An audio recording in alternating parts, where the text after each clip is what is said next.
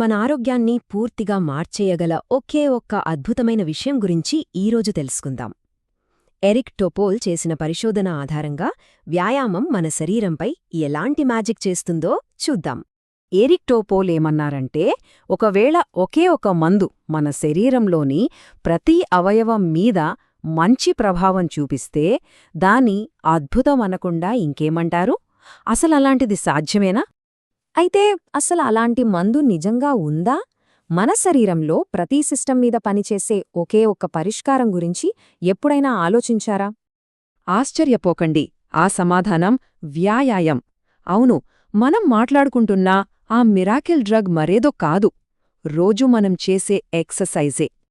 సరే, అయితే ముందుగా మన శరీరంలో అత్యంత కీలకమైన రెండు భాగాల గురించి చూద్దాం.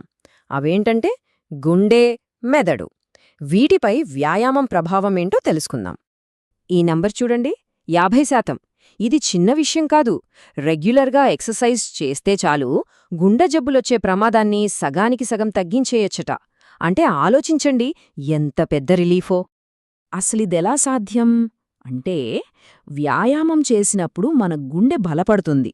రక్తంలో ఉండే చెడు కొవ్వు, ఫ్యాటీ సబ్స్టెన్సెస్ అంటాం కదా, అవి తగ్గుతాయి.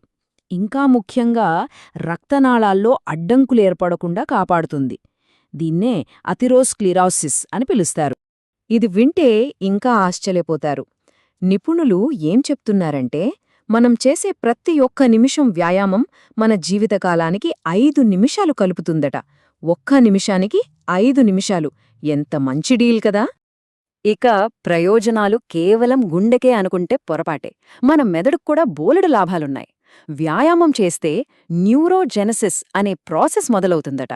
సింపుల్గా చెప్పాలంటే, మన బ్రెయిన్లో కొత్త కణాలు పుడతాయి. దీనివల్ల మన మెమరీ పవర్ అంటే జ్ఞాపక శక్తి బాగా పెరుగుతుంది.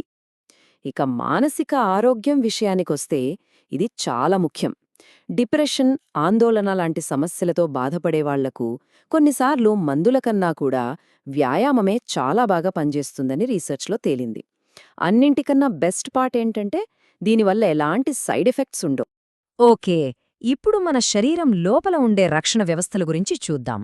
వ్యాయామం వాటిని ఎలా పటిష్టం చేస్తుందో తెలుసుకుందాం. ఇక్కడ చూడండి, ఎంత క్లియర్గా ఉందో. మన మెటబాలిజం అంటే జీవక్రియ మెరుగవుతుంది. దీనివల్ల టైప్ 2 డయాబెటిస్ రిస్క్ తగ్గుతుంది.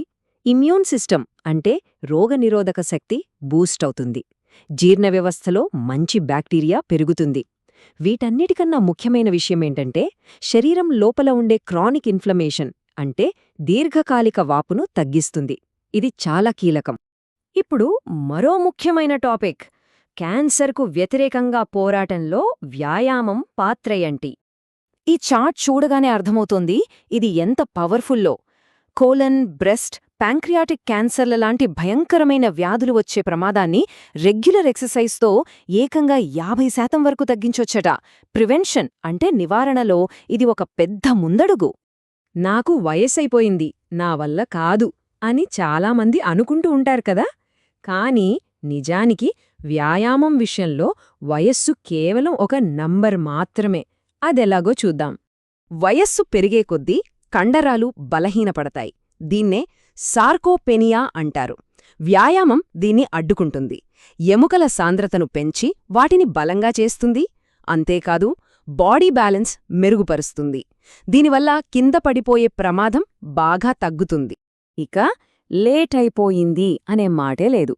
ఎందుకంటే ఎరిక్ టోపోల్ చెప్పినట్టు 90 ఏళ్ల వయసులో వ్యాయామం మొదలుపెట్టినవాళ్లు కూడా అద్భుతమైన ఆరోగ్య ప్రయోజనాలు పొందారట.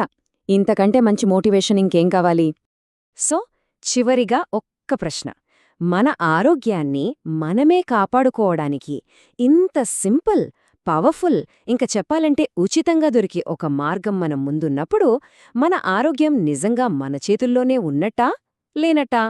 ఒక్కసారి ఆలోచించండి.